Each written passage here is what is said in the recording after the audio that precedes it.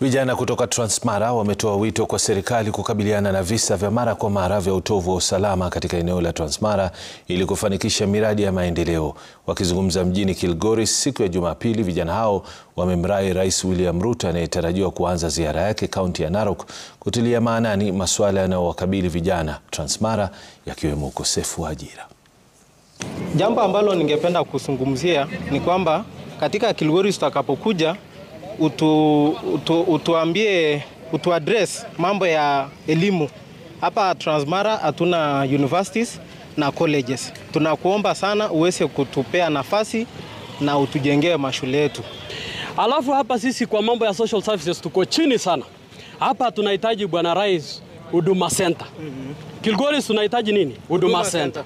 Huduma Center kwa sababu hapa tukitaka hata service kidogo ambayo tunataka kwenda 150 shillings, inabidi umeenda mbali sana hadi Kisii ama Narok ambayo unatumia shilingi 1000 ama 2000 kupata service ya shilingi 150. Tunakuomba Bwana Rais utusaidie kwa hilo.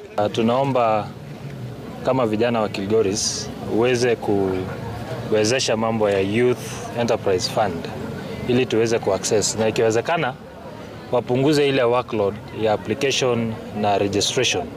Everybody in this country knows what is happening in Hangata Barikoi. The president shouldn't be quiet.